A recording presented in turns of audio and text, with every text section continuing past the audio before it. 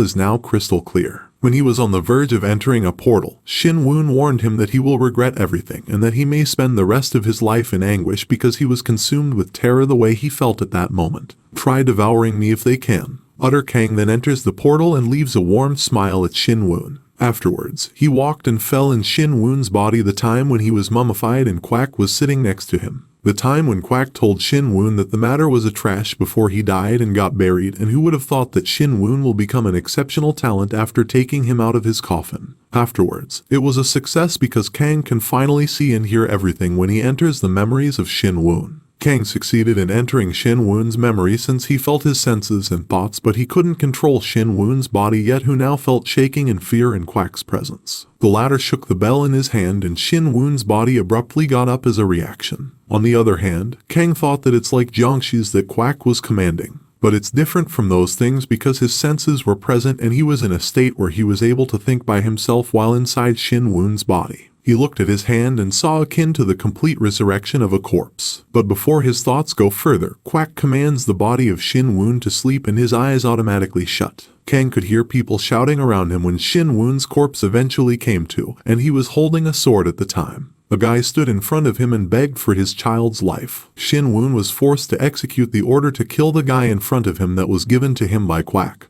despite the fact that Xinyun did not wish to carry it out. Xinyun was pleading with the people to go away from him so that he could not hurt them, but since he was strong and powerful and the people were not, he ended up killing them. When Xinyun looked at his sword and saw those people laying on the ground lifeless, he felt an overwhelming sense of terror. Quack approaches him and rings the bell that he had been holding the entire time in order to maintain control over Xinyun. He then laughs and tells Xinyun that he will be the recipient of the resentment of all living creatures and will drink more blood from the innocents. Your strength shall grow endlessly the more you do, he added. On the other hand, Xinyun desperately tried to stop himself from using the sword to pierce his neck, but his body refused to comply with his desire and continued to move on with the action. Instead, he became more powerful as he bled more blood, which ultimately led to the deaths of a great number of additional individuals. The bodies of the surviving Jiangxi were able to assimilate the slain Jiangxi's abilities and become stronger as a result. The horrible demon that was responsible for an infinite massacre, which had never been seen before in the annals of the world of martial arts. Xinyun was given the nickname White Eye Blood Demon by his tormentors. Furthermore, after 1 year, the Beacon clan has already surpassed Zhejiang and is at the top as a strong force. Zhejiang was previously the dominant clan in the region. On the other hand, Quack and the corpse of Xinyun were having a meeting with an old man.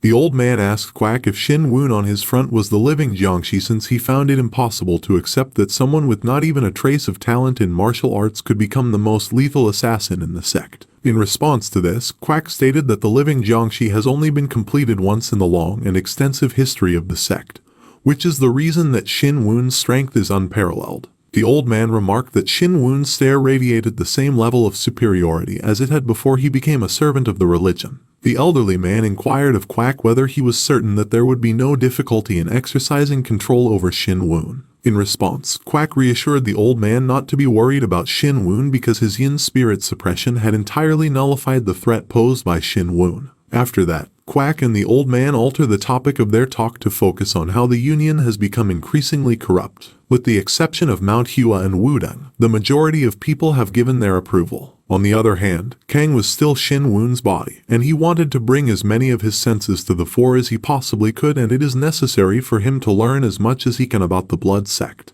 However, this is not an easy task because Xinyun's spirit has been entirely damaged, and it is filled with vengeance. As a result of this, he must also avoid his tormented mind. It's been close to 2 years since Kang first appeared in Xinyun's memory, but he still doesn't know how much longer he has to watch. He just is unable to continue to put up with what he's witnessed. Xinyun was capable of setting an entire village ablaze. He ignored the people who were being slain and begging for their lives. And once he killed them, he would steal the energy of the dead. As he devours his dead victim, the living Jiangxi evolves as well. Kang had never experienced that particular kind of energy before, and it has the impression of being the natural power that encompasses both humanity and the world. When Kang recognized that it was a natural power, he had a startling flashback to the fact that Xinyun already possessed the energy that was necessary to use the treasure. However, Xinyun's captor, Quack, wields an unknown power over him, and if Xinyun can get a handle on that power, he will be able to liberate himself from Quack's shackles and be able to act in accordance with his own will. Up until then, he must conceal himself impeccably and watch for the appropriate moment to strike. Xinwu is sorry for everyone who has lost their life as a result of his actions. He will never stop repenting for his fault, even after he has passed away. Nevertheless, one thing is certain, Xinwu will get revenge on everyone who has died as a result of his actions. In addition, Xinwu was finally able to break free from the confinement and recover control over his body by relying on the power of nature after he had to persevere through 3 stark winters. But the great will of the Asura blood sect had already come to pass, and the warriors of the blood sect massacred everyone in cold blood, regardless of whether they were martial artists or simple people. Even though the situation was really dire, no one stepped up to fight for the individuals because they had already been dead. On the other hand, there appeared to be a large number of individuals bowing down in preparation for the 8 commanders to accept the hierophany of the demon deity. Then the leader was disguised as a demonic creature with a pointed horn by the mask he wore. Watching the landscape be transformed by the flames was a breathtaking experience for him. This isn't the moment where our aspirations have become a reality, uttered the leader. The leader also made an announcement to his people, saying that the parts of the world that had not been baptized by the demon god are now cleansed, and that the rest of the world will be set free. The recipient of the people's applause was the leader. Xinwu, who was also present, had a serious expression on his face as he scrutinized the leader. He grips his blade firmly before bolting forward in an attempt to catch up to the leader. When other people who were hiding their identities saw him, they were perplexed by the quick movements he made. Everyone was taken aback as Xinwu walked right past them without even stopping. On the other hand, the leader noticed Xinwu, who was carrying his sword and ready to strike him. Xinwu was surprised because even if he used all his strength when he attacked the leader still caught his sword and cut it off. That's why he lost his tight grip on his sword. Afterward, he bent his body, swayed his arms, and was about to release a massive force. But the leader sliced his arms and strangled his neck. He was now trembling in fear when the leader lifted him. The commander said that he was fascinating, describing him as a living Jiangshi who had emancipated himself from his confines. The leader is unaware that this is even possible. Although Xinwu breaks a small piece of the mask, it's not enough to reveal the identity of the leader. And the leader said that regardless of how hard a simple bug may try, it will never be able to rise above the status of a lowly creature that is incapable of even ripping off a mask. Kang, who saw and heard everything, said that the leader was the final enemy. Just wait, he added. Lowly animals now become sacrifice. Utter leader then pierced his own arm on Xinwu's body. On the other hand, near the portal, Xinwu waited calmly and patiently for Kang to arrive. After then, the portal opened up and released Kang, who appears to have been seething with wrath. Xinwu was at a loss for words because it was possible that Kang already knew what had occurred to him. Kang was crouching low to the ground and bowed his head as he tightened his grip on his fist. He stated that regarding the clan, the youngest lady that's been reported missing, the Nested Lake Blood Group 1 year later, and then 2 years after, he is unable to proceed with his sentence because he is enraged, and when he looked up, his expression was filled with venomous animosity at the Blood Sect. A group of extremists known as the Blood Sect has set their sights on bringing about Armageddon in the name of bringing about purity. Kang Taeha was blown away by their overwhelming strength and close camaraderie, which far above his expectations. The transcendent body art of Liu Xinyun, which could fold space and charge forward, combined with the overwhelming demonic Kai and natural force instilled in his blade, brought it to the level of and ascended. But no,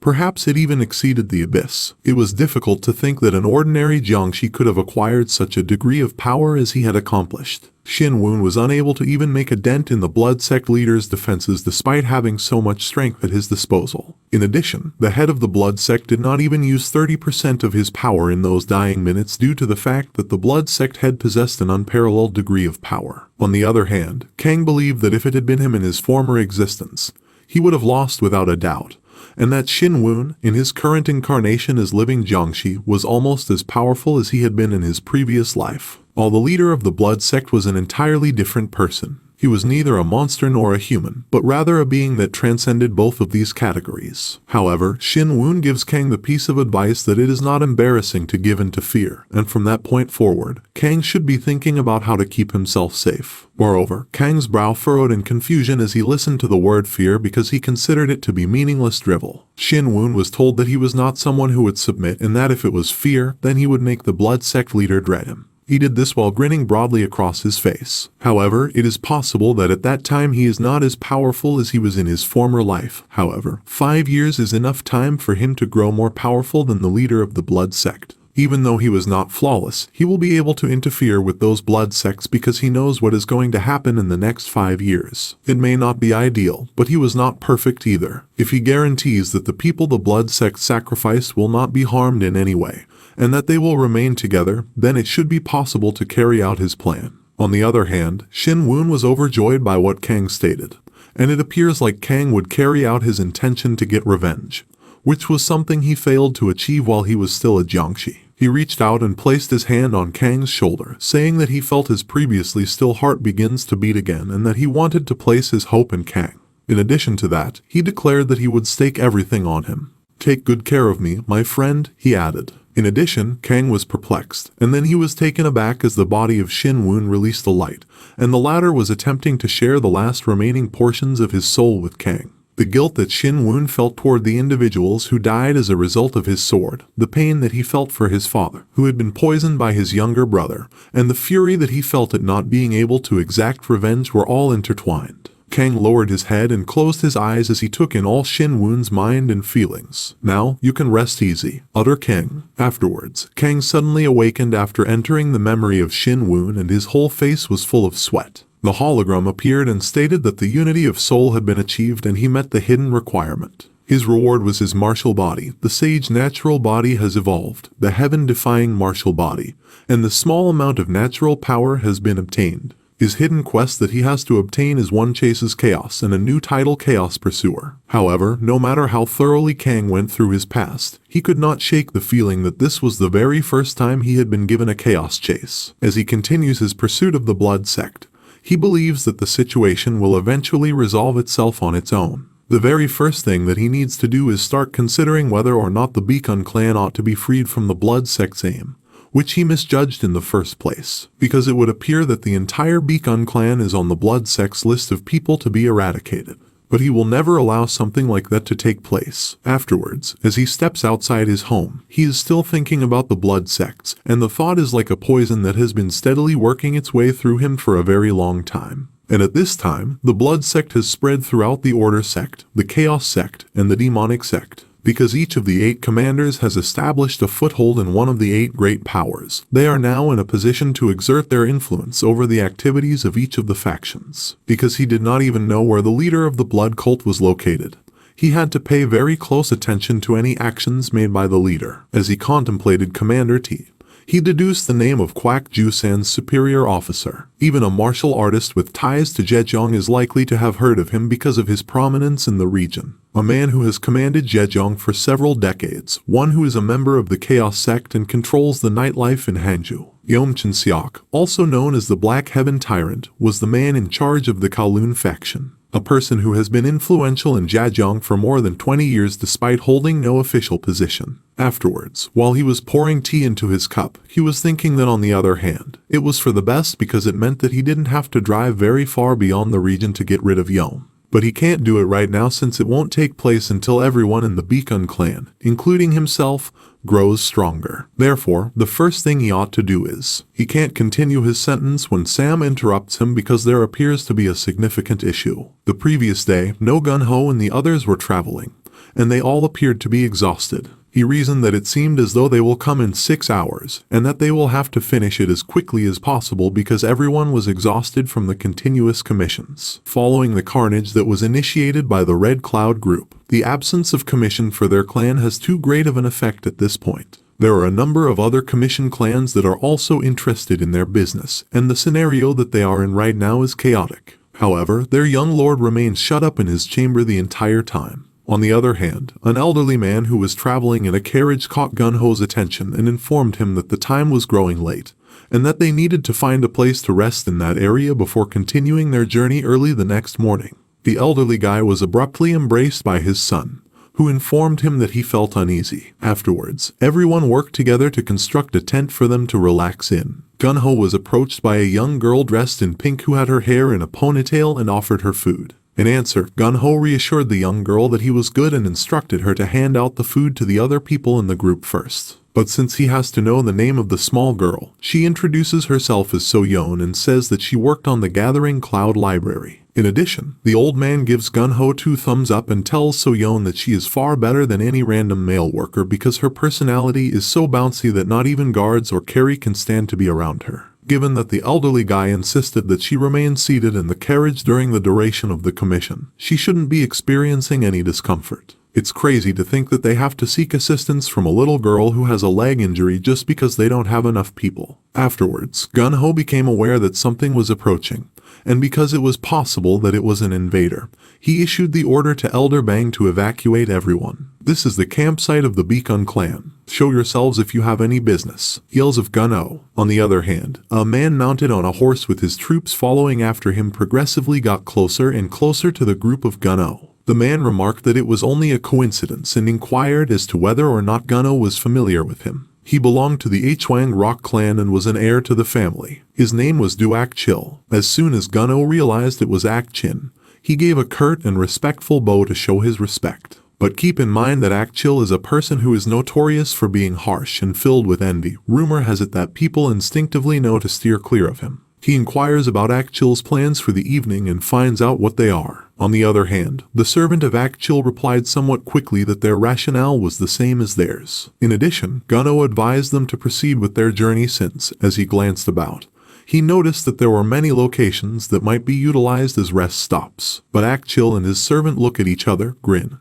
and then turn to Gun-ho and ask if there is a need to purposefully go far. As a direct result of this, Gun-ho suddenly clenched his teeth and furrowed his brow because it appeared that the Hwang Rock clan desired to share the location with them. When Ak-chil told Gun-ho and his men that they were also planned on making the Olive as their resting place, Gun-ho and his men were all shocked. Ak-chil then smiled at them as if he was plotting something. Gun-ho grew serious and asked Ak-chil if it truly made any sense for them to take the spot as their resting place when Ak-chil mentioned that they intend to use the site as their resting place. Gun-ho is being yelled at by the servant of Ak-chil, who has become enraged because he used an impolite tone when speaking against the vice leader of the Hwang Rock clan. However, Gun-ho immediately yelled at the servant, and the two of them were determined not to lose with their opinion. But Ak-chil, who was gazing carefully at Gun-ho, formed the opinion that the latter was excessively arrogant, and that Gun-ho's arrogance enriched the heavens. Why did I say something I shouldn't have? Utter Ak-chil. On the other hand, the old man was hurrying towards them and gave off the impression that he was concerned that their conversation may escalate into a fight. When he was at the front, he presented himself in a brisk manner as Jang Di-chu, a representative of the Huijin Merchant Association. Ak-chil said to him that he seemed familiar. Jang responded that yes, they had already met before when Ak-chil inquired about the two of them having previous encounters together.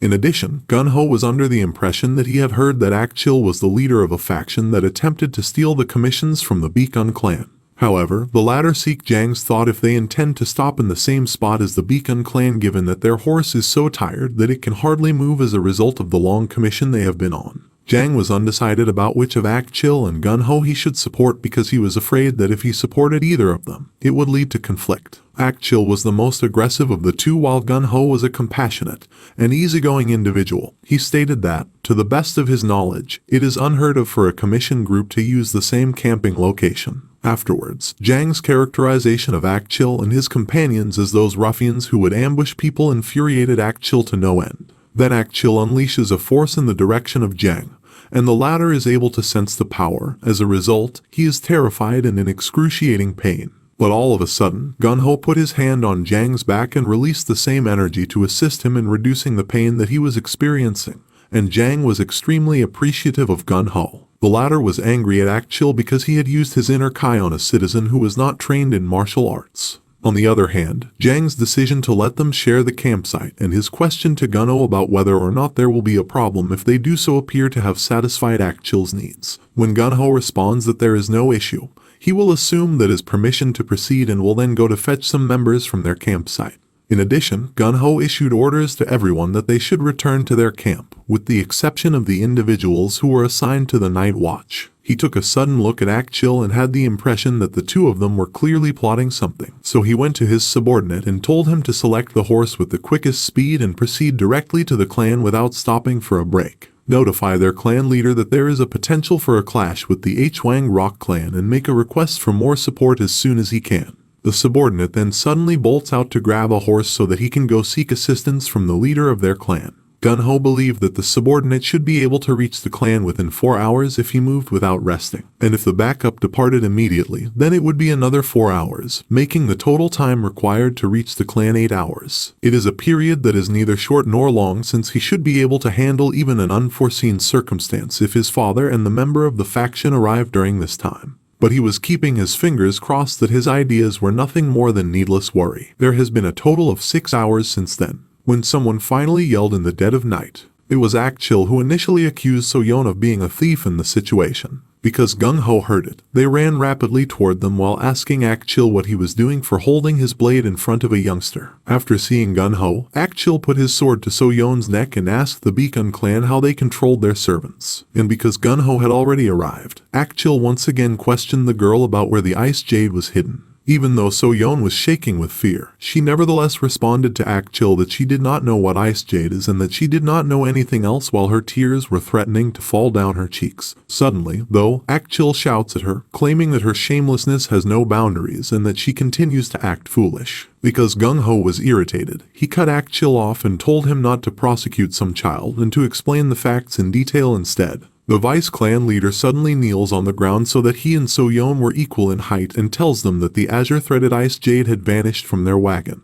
And then suddenly So-yeon arrived from their camp's woodland. He also told the small girl that it was evident that she had taken the opportunity to steal the ice jade while it was dark and then quietly buried it in the forest. On the other hand, despite the fact that she was trembling in dread, So-yeon claimed that she is unable to sleep, which is why she went to collect some flowers that she had seen the day before on a road leading there. Jang interjected himself and added that it must be some sort of misunderstanding because So-yeon is not the age of a child who would steal with items that belong to other people. Gung-ho also cautioned Ak-chil to avoid becoming unreasonable in situations when there is insufficient evidence. Even though he was trembling with rage and had a strong grip on his sword, they needed to speak to the youngster, so Ak-chil needed to sheath his sword and hand over the girl. But Ak-chil opposed Gun-ho and warned him that he can't do that, and as Si-yeon just confessed, it's a fact that she entered the woodland at dawn. His servant suggests that they immediately question the girl by bringing her back to their clan and questioning her there. The young girl, who was still clutching onto Ak-chin, appeared to be in a state of panic as she turned to Gun-ho and pleaded with him to save her by claiming that she hadn't stolen anything.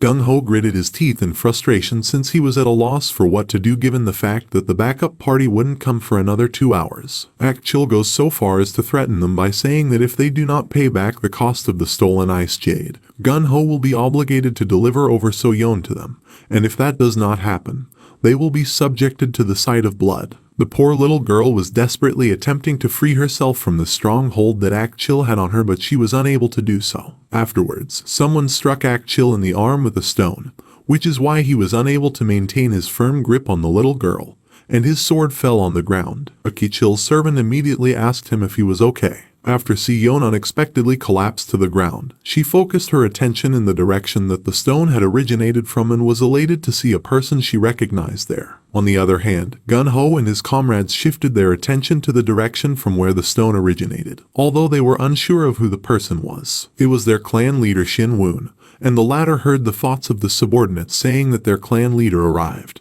And some of them said that it was over because their clan leader was already there when he walked and passed by them. However, Gun-ho couldn't help but wonder how their clan had managed to get there so quickly, since he arrived at the encampment 2 hours earlier than Gun-ho had anticipated. It was impossible for him to do so unless the leader of their clan was a skilled practitioner of speed techniques. And he noticed the horse that their clan leader rides, and he didn't see any signs of exhaustion on the animal despite the fact that the horse ran without stopping for a break. However, he is unable to proceed with his thoughts since he was taken aback when the leader of the clan inquired as to how long he intended to mindlessly stare at his horse. As soon as he heard the clan leader, he rushed forward and immediately embraced So-yeon, who was trembling in fear. When their clan chief remarked that she must be afraid and informed her there's no need for her to worry because he had already arrived, the latter had teary eyes as well. On the other hand, when Ak-chil spotted Shin-woon, it caused him to become irritated while he was releasing force. He convinced himself that an idiot like Shin-woon, who was even more unattractive than he was, had managed to lose weight and even change the way he looked. He came to the conclusion that Xinyun could not have eaten very well because he was so worried about becoming clan leader, which is not an appropriate role for him. Xinyun is confronted by Akchil's servant, who asks him abruptly what he thinks he was doing when he injured their vice-clan leader by sneaking around with a concealed weapon. Xinyun, who was engaged in play and tossing a rock in his hand, inquired about the concealed weapon that the servant had indicated. In addition to that, he mentioned that a crazed dog was running around free, so he threw a rock at it to make it come to its senses. The Hwang rock clan observed the stone lying on the ground, and someone said that it's true, but, based on the way Akchil shouted, they believed that he had been stabbed by a knife. Therefore, Akchil brings back his sword from its sheath and proceeds to pay respect to Xinyun and explain that his greetings are laid owing to the chaotic situation that he is responsible for resolving as the vice-clan chief of the Hwang rock clan.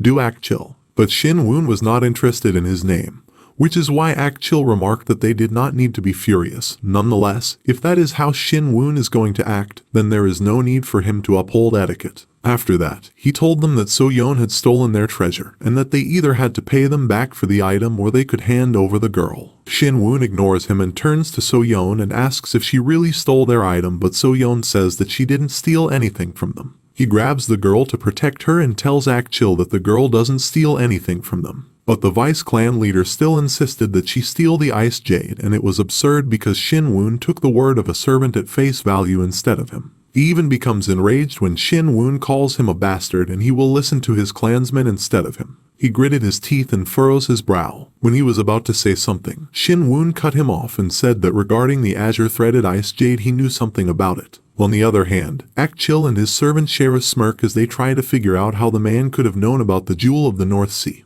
which they have also only just discovered for the first time. In addition, Xinyun informed them that the azure-threaded ice jade originates from a mythological creature that is indigenous to the frozen lake of the North Sea, and that it is the most exquisite jewel that can only be extracted from the azure-threaded clam. Xinyun also said that the azure-threaded clam is the only source for the azure-threaded ice jade, and there is no available information aside from its place of origin. It was something that every single member of the Commission clan laboriously achieved after a considerable amount of time had passed. However, it appears that Akchil did not believe him and that he was merely attempting to reduce the cost of the refund, which will not occur. As a direct consequence of this, Xinyun goes to Jang in order to borrow the item that is on his waist. He then proceeded to demonstrate the bottle to the Hwang rock clan and explained that even the people who live in the North Sea might not be aware of the fact that the ice jade is smeared with a singular essence derived from the blue-threaded clam, and that essence, when it comes into contact with alcohol, causes a peculiar event to take place. On the other side, Akchil was perplexed, so he inquired about the peculiar phenomenon that Xinyun had mentioned.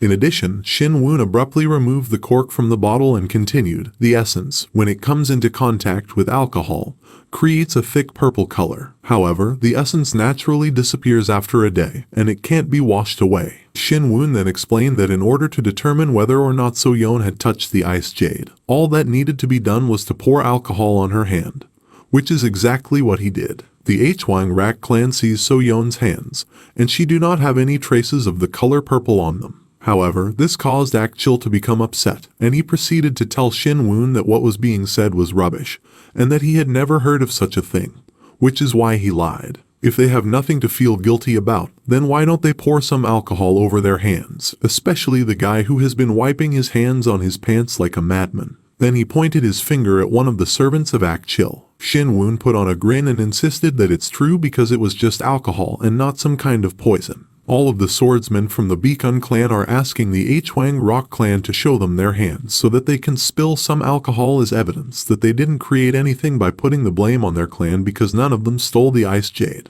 On the other hand, the terrified servant's voice was shaking as he tried to explain everything to his master Akchil, but the latter suddenly brandished his sword and slashed it towards the helpless servant. The members of the Beacon clan were taken aback when they witnessed the Kichil taking the life of the servant. After that, the vice-clan chief turned to the Beacon clan and said that there must have been a misunderstanding between them and that they will soon go since the day has become brighter. But he gritted his teeth, glanced at Xinyun, and said that the latter will receive the payment for the disrespectful attitude towards him. However, he was taken aback when Xinyun abruptly stood on his front and slashed his sword. As a consequence of this shock, he furrowed his forehead and at first failed to notice that his arm had thrown itself upward. Everyone was taken aback when he abruptly collapsed to the ground upon realizing that his arm had already been cut and was writhing in excruciating pain. In addition, Xinyun apologized to Akchil for cutting his arm. Nevertheless, because he was rather eager, he will be accepting the payment up front rather than waiting for it. Because of his son's cut arm, Akchil's father caused such a commotion inside the Hwang rock clan that it seemed as though he was losing his mind. After the treatment was over, he gave the order for the medic to exit the room. He went by the name Du Jung-ak, and he served as the head of the Hwang rock clan. His son was lying on the bed and had bandages all over his upper body. He was yelling while asking his son why he needs to stir up trouble by doing something that he didn't even order him to do. And he was unaware that the entirety of Zhejiang is talking about the ice jade all because of him. Akchil was shaking with Fesser and asked his father about the significance of the jewel, which caused him to ask him why he was being cared for in such a manner while he was hurt. However, he was taken aback when his father revealed that the Kowloon group is the one who has been searching for the ice jade, and that the Kowloon group would never spare them if the problem had been any more significant. On the other hand, he explained to his father that Director Yang, the servant that he has with him, told him that he had a plan. On the other hand, Director Yang's face began to become covered in perspiration. He thought that he was just only worried that things would get worse, so he made numerous attempts from the beginning to stop Akchil.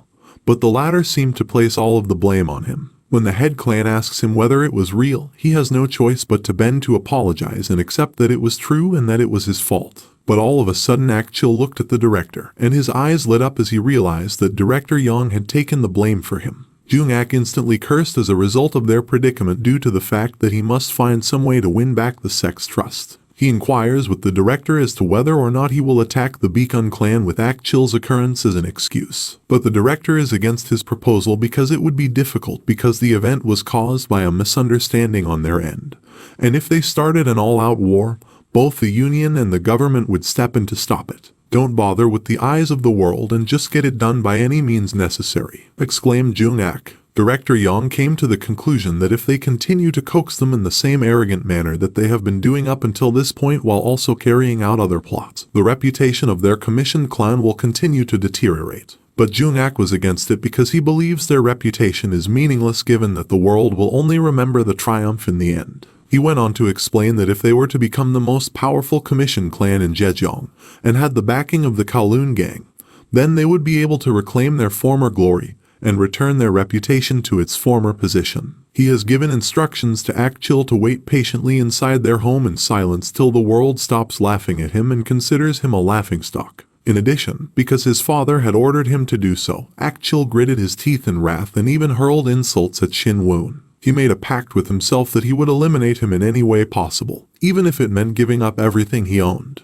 On the other hand, when Nodi found out what had taken place, he exploded with rage. Even Jinnu was irate, and he said that they should immediately dispatch someone to oppose the situation since they simply cannot allow it to continue. However, the leader of the clan intervened and stopped them, explaining that it was pointless to apologize to an adversary who had already lifted their blade against them. Kang gathered all of his loyal faction leaders and informed them that beginning that day, the utter destruction of the Hwang Rock clan would be their Beacon clan's top objective. And from that day forward, he wants them to just focus on how they are going to make up for the shame they have been put through. His remarks astonished Jinnu, as well as Nodi and Gunho, but they understood what he was trying to say, and they will comply with the command given by their clan leader. Kang then turns to Jinnu and gives him instructions to temporarily absolve So-yeon of all of her responsibilities and to provide her with an own room so that she can call herself down. Afterwards, when the leader of their clan called for Gunho by name, he understood it was in reference to the incident that occurred with Akchil, so Gunho quickly lowered his face. In addition to that, he expressed his regret that even though their customer had granted permission to share the same campsite with an adversary, which is unacceptable behavior. But he was taken aback when the leader of their clan asked him whether he was worried about a potential conflict that may have occurred that would have caused even more damage to the precarious circumstances the clan was already in at the time. Gung-ho was going to say anything, but their clan leader cut him off and said that from that point forward, every action taken by a clan member would be the duty of their clan leader, and that Gung-ho must cease his unnecessary concern and act confidently before anyone else. In addition, Gung-ho's eyes widened in astonishment when their clan head appeared to be complimenting him for believing in a clan member till the very end. However, the clan leader also said that if he traded So-yeon for the protection of the others, he would never be forgiven for his actions. And because of their leader's message, Gun-ho suddenly bowed down on the ground and took an oath, swearing that he would profoundly sear their clan leader's word of counsel into his heart. Kang and Nodi both give him their attention, and Nodi's expression conveys a sense of immense pride for his kid. On the other hand, Shin-won is questioned by a third party over his extensive knowledge of the Ice Jade and how he acquired it. In answer, Kang revealed that he was fortunate since he had earlier read a passage from a section in their Gathering Cloud collection that accidentally referred to the Ice Jade. However, this was a falsehood due to the fact that it all relates to the original Shin-won's recollections as a living Jiangshi, and Kwak Ju-san had attempted to get the Ice Jade on numerous occasions. However, he thought that he did not know which of those people were agents from the Kowloon gang. Fortunately, they approached them first and exposed their identities, but he did not know which of those people were agents. If he had so desired, he might have swept them all by himself, yet doing so would have drawn the attention of the blood sect to them. Therefore, it is necessary for him to put an end to that conflict as a battle between the two clans. In addition to this, he addresses his inquiry to their head treasurer, Gok, and inquires about the status of their commissions as well as the amount of money that is still available. As a response, the head treasurer Gok said that the periodic commission had been terminated, and the commission they had was being taken away, which resulted in their money decreasing at a quick speed. At this rate, their funds would only be able to endure for 3 months, at the very most 4 months. Nodi and his son were both at a loss for words, while Jinwoo was thinking that it did not matter how dedicated their subordinates might be if there was no money,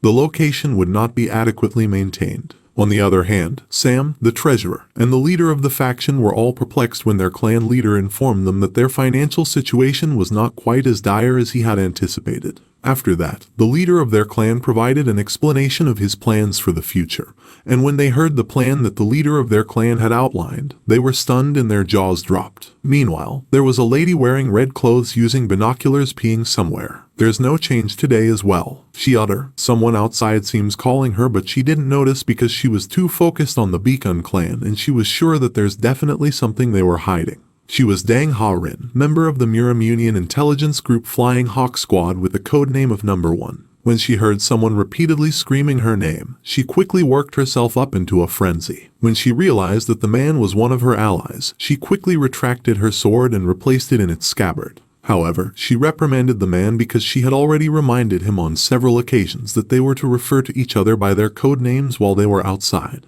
This individual's name is Juge Gun, and has a code name of Number 2. He previously served for the Muram Union intelligence group Flying Hawk Squad. When there were only the two of them in the room, he explained his logic to Dang by saying that it was odd for them to refer to each other as Number 1 and Number 2. However, Dang was upset, and he insisted that Juge comply with the regulation of the Union. When Juge unexpectedly cursed about their regulations, she was going to unleash her sword once more. However, when Juge observed that the lady was about to unleash his sword, he swiftly said that it was not what he meant.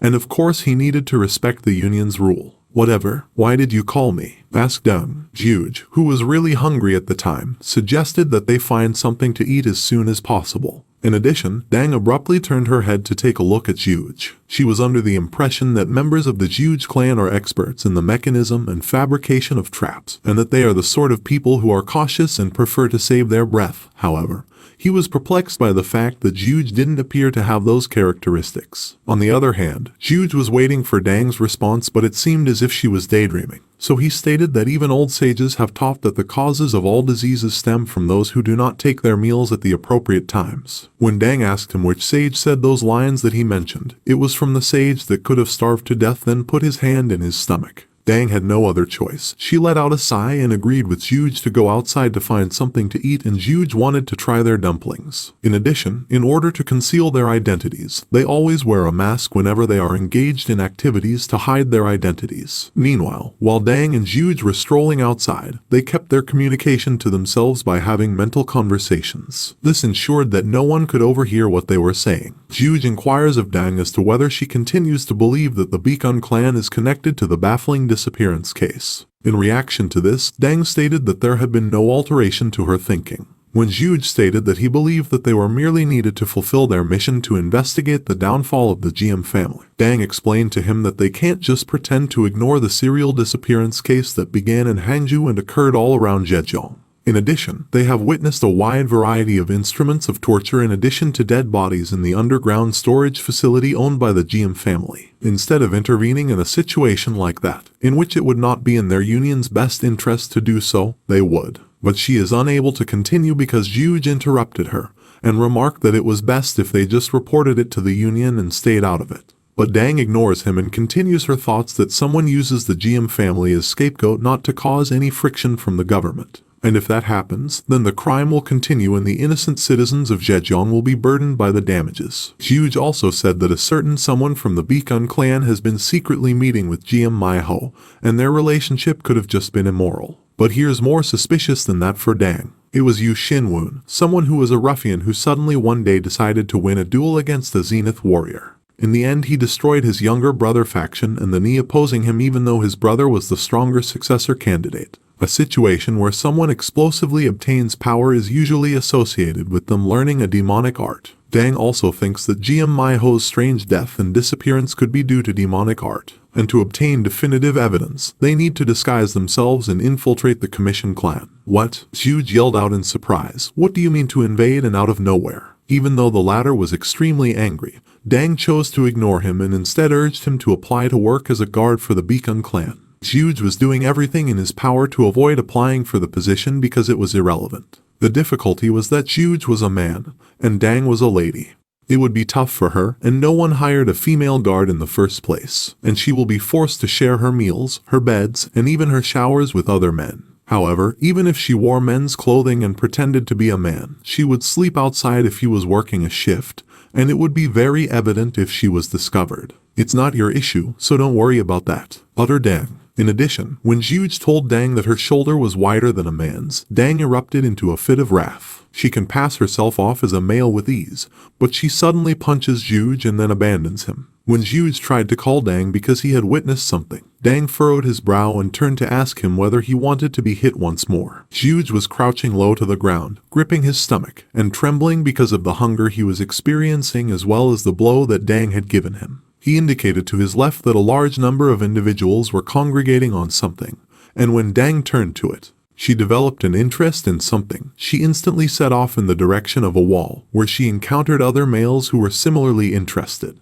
There was a letter that mentioned that the Beacon clan was looking to hire guards who were reliable and skilled in their work. In addition, both the Black Cloud Faction Guard and the Straight Cloud Faction Guard hired 20 people in total for their respective personnel rosters. The prerequisites included either a level of martial ability at or above second rate 3 or a significant amount of experience working as a guard over a long period of time. There was no consideration given to factors such as age, gender, disability, race, martial arts training, or experience. When Juge saw the posting, he suddenly cursed because it was over, and Dang will definitely apply for sure since gender is irrelevant. Just what is this? Utter Dang. One morning, Gunho made an announcement that those individuals who are applying to become guards for the Straight Cloud faction should stand in the right line, and those individuals who are applying to become guards for the Black Cloud faction should stand in the left line. People listen to what he has to say and immediately begin forming their line. Gung-ho also disclosed that they will conduct interviews in groups of 4 individuals within each tent. On the other hand, a bald man who is a member of the Thug Martial Artist Group and the 5 Dogs of Zhejiang stated that there is not a single applicant who is of a quality that is better than second rate. According to one of his soldiers, the Hwang Rock clan was involved in whatever transpired there. Therefore, the Hwang Rock clan will compensate them financially if there is a major problem caused by him there. Suddenly, one of his men muses on the vast sum of money that may be theirs if things go according to plan. In addition to this, they were searching on the line in order to select a man to be the first person to become their first sacrifice. The gang of bald guys observed a former courtesan named Hong Yon, as well as an elderly man who appears to be on the verge of collapsing at any moment, a one-armed swordsman, a blonde semu, and a black Kunlun servant. Nevertheless, none of these individuals are worthy of being opponents. After that, they noticed Dang and Juge standing on the line. Moreover, Dang and Juge were discussing what kind of food they would have when the interview had concluded. They were so focused on one another that they failed to notice the bald man following them. Additionally, when the bald man asked Dang and Juge if they would come to take the guard exam together as a pair, Dang wrinkled her brow and turned to look at him. Juge did the same thing. However, the bald man disregarded her outburst and instead said that the individuals who were standing in line behind her were unable to concentrate because she spoke so loudly. He also added that the test was utterly damaged, and he questioned whether or not they were ashamed of inflicting harm to other people. One of the people also reminded them that they don't need to destroy everything in order to feel relieved. Therefore, they shouldn't feel pressured to do so. And as a direct consequence of this, Dang felt furious. Afterward, Juge was taken aback when he saw Dang become enraged. However, he quickly devised a plan to prevent them from engaging in conflict due to Dang's actions. As a result, Juge suddenly broke down in tears and apologized to the man with the bald head. The sudden outpouring of tears down his cheeks prompted him to drop to one knee, reach out, and grip the bald man's leg. Juge said that he must have run his mouth without knowing his place, and that he had considerably disrupted the attitude of those honorable guys. Juge mentioned this more than once. He continued by saying, "Please forgive me." On the other side, the bald guy was perplexed by the abrupt conduct of Juge, who also approached the bald man's companions and bowed to beg them to spare his life because he did not wish to pass away. Juge was flung to the ground after the man with the bald head suddenly kicked him in response to the annoyance that he was feeling. Afterwards, Juge laughs and scratches his head in response to the bald man's question about who said that the bald man would kill him. But something did happen to the bald man and his companions, as evidenced by the beads of sweat that suddenly appeared on their faces, and the sudden clutching of their stomachs by all of them. After that, they took off running and it seemed as though they were experiencing constipation. On the other hand, Dang was perplexed, and he inquired of Juge as to what had been done to the bald guy and his companions. Juge breaks into a quick smile and adds that it was one of the clan's secrets that had been passed down from generation to generation in the Juge family. The art of blood force constipation, which makes one feel the need to defecate more frequently. After hearing Juge, Dang begins to back away from Juge in the fear that the latter may attempt to utilize his skill on her. Meanwhile, it appeared as though Kang was bored while looking in the three men and the woman who were standing in front of him. He informed them that everyone else, with the exception of the woman, is qualified for the position. When the three guys found out that they had failed the test, they became incensed and remarked that it seemed like a cruel joke to them. They are interrogating the chief of the clan about how he knows about their degree of martial art, and he qualifies the woman even though she doesn't appear to have ever had to see anything sharp. Because of this, the leader of the clan grew furious and let out a force that had been building up in his body. Because he had already gained sufficient insight into the pointlessness of the three men's capabilities, he gave them the directive to depart. Just as one of the evaluators was about to leave the tent, he cautioned the chief of the clan that he would come to regret not qualifying them. On the other hand, Kang gave the lady an instruction to put on her commission uniform and report to the Straight Cloud House before the day that was stated. The woman was grateful to the leader of the clan, and she pledged that she would look after him for the rest of her life. After that, Dang and Juge were included in the following set of people who would be taking the examination. Dang believes that she will soon have the opportunity to meet Liu Xinyun in person. She was intrigued about the latter because even if he dropped weight, the Kai that was flowing from his entire body could never be from an ordinary person, and it's the kind of body that can't be attained without regular training. Dang, who was observing the leader of the clan very carefully, made the observation that his spirit is not typical, which suggests that he is not an easy person. In addition, Dang was astonished when the clan leader questioned her over the purpose of her attendance at the examination. She was under the impression that the clan chief might recognize her, but nobody, not even the Flying Hawk team, is aware of their infiltration at the Beacon clan, and she was protecting her face with a high-quality skin mask. But she is unable to continue her train of thinking because the clan leader was waiting for her answer. As a result, she stated that she intended to make the most of this opportunity in order to realize her childhood dream of working as a guard, which was mainly foreshadowed by the circumstances surrounding her birth. Afterwards, Dang was confused since the clan leader was closely looking at her. She questioned Juge, who was standing by her, what's the problem with the clan leader and why he didn't want to respond. Juge imagined that Miss Dang, who's the most calm and cool in the entire Flying Hawk team, would be cornered that much. And because the clan leader did not respond, Jinwoo questioned her what her level of martial arts was. She abruptly retorted that she was a complete zenith. Jinwoo was startled and couldn't believe such a lady who achieved a peak novice. However, Dang was going to tell them that she was only a first-rate when she first met them. But if she had told them that she was a zenith, perhaps they would have fallen to their knees in an effort to recruit her. However, she became infuriated when the clan leader stated that if her martial arts are as good as she claims they are, then she would have no trouble applying anywhere else even if she was rejected from this one. Jinu, who was seated next to the clan leader, was startled since it appeared as though she did not wish to qualify the lady who possessed such a high level of skills. The next person to be questioned was Juge,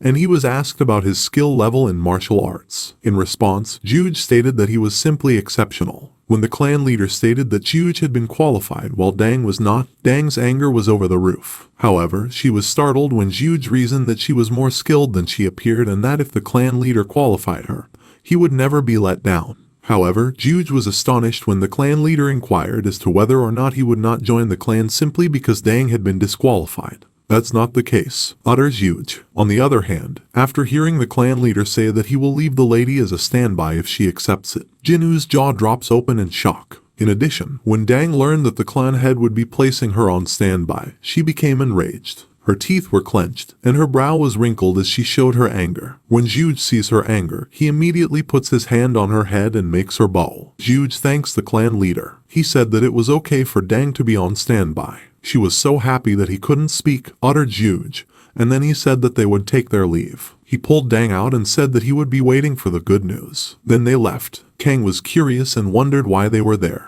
A person was bringing packages and pounding on the door while people were inside the Heaven Sent parlor in Hangzhou, which is one of the top parlors in the city. The delivery man had no idea what had happened because after they had placed their order in the middle of the night, the restaurant was closed. After that, a woman opened the door and mistook the individual for a customer. Hence, she apologized and said that someone else had rented out the Heaven Sent parlor in its entirety. The individual was perplexed and looked around the interior of the parlor.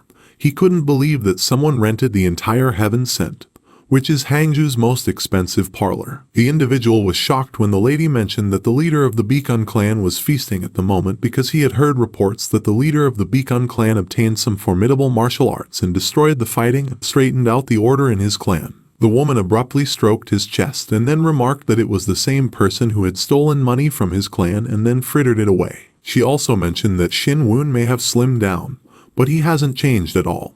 He's still a challenging host, which was good for them because it appears like the clan leader of Beacon will be eliminated soon. On the other hand, Kang was inside the room of the Heaven Sent parlor and it looks like he was already drunk. He was with 4 girls. He was brandishing how he cut the arm of his opponent and how hilarious watching his opponent fell on the ground screaming in pain. He laughed and encouraged those women to get drunk until they passed out. But he couldn't continue his sentence because he fell on the ground because of his drunkenness. The 4 young women suddenly move in closer proximity to him. Others advocate leaving him because he appears to be unconscious after drinking a significant amount of alcohol, while others wonder if he will ever break his habit of being a scoundrel. The result of this was that the 4 ladies left Kang in a hurry while he was snoring. They even sneak a peek fearing someone might spot them sneaking away from the clan leader, and they didn't see the skeleton knights of Kang who were keeping an eye on their master. Afterwards, Kang opened his eyes and let out a heavy sigh because those girls already left after pretending he was drunk and fell asleep. Then one of the skeleton knights tapped on the door. He was using his inner Kai in order to come up with an immediate solution to a problem such as intoxication. He stood up and observed that the chamber was being watched over by no one. Then he started with his equipped title of Bad Lord,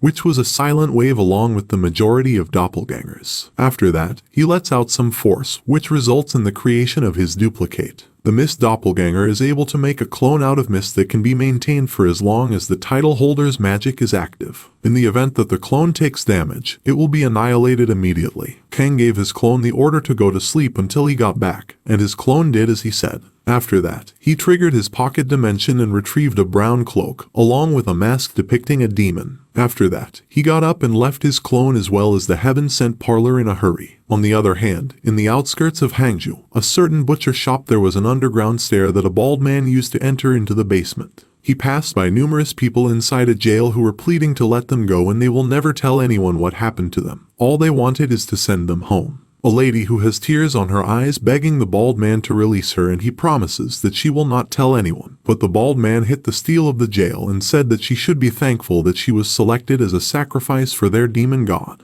The lady has no choice but to burst into tears. Other prisoners were pleading to save them, give them medicine, and others wanted to curse them. But the bald man's eyes were focused on the 2 ladies in front. He pulled the chain that was strangled in their neck and the 2 ladies were shaking in need of medicine, and water. On the other hand, the bald man grabs one of the two girls and observes that it appears that the remedy they use to them have a positive effect on them. However, he abruptly turns since the entirety of the room appeared to go silent all of a sudden. He yelled, but he was perplexed since he couldn't hear anything, not even his own voice. It was as if he had suddenly lost his hearing. However, he is unable to continue his train of thought because somebody slashed his throat, which caused his entire body, including his head, to fall to the ground at the same time. It was Kang, who was dressed in a cloak and donned a mask of a monster. He was utilizing his silence wave, which has a radius of 5 meters and eliminates any noises inside that area. He located his memory of the future in the correct location, which was underneath a modest butcher shop.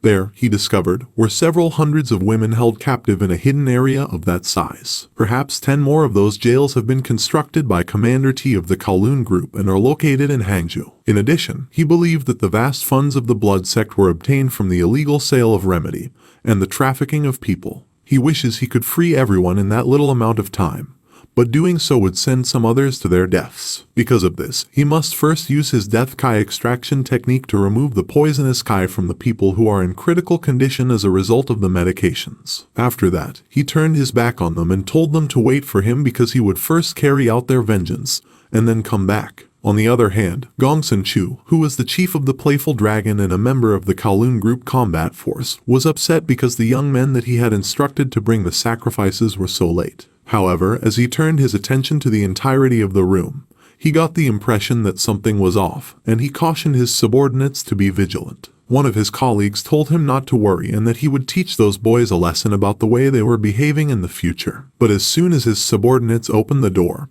he discovers something, and as a direct result, he abruptly yells at his subordinates to be careful and warns them to look out for the danger. His subordinate was so perplexed, but in the space of a single instant someone threw a force that penetrated his body, and then he fell to the ground lifeless. An intruder. "Everyone, ready your stance," exclaimed Chu. The latter tore the sleeves off of his shirt and was applying a bluish-green force to his arm. In spite of the fact that he cannot see the intruder, he gives the command for the intruder to show themselves. A harsh curse escaped him as he realized that the site of the underground jail had been discovered, and that if their group commander had found out about it, he might as well have been dead already. It is imperative that he apprehend their invaders and question them as to how they were able to locate the underground. On the other hand, Kang eventually presents himself to Chu, and at that moment, Chu observes that he was unable to detect any other Kai than the one coming from the intruder. It was almost as if Kang was all by himself. He couldn't help but crack a grin as he watched the intruder make his way into hell all by himself. "You're crazy as can be," he added. In response, Kang said that he was alone because he decided to kill them all with his own hands, without any exception.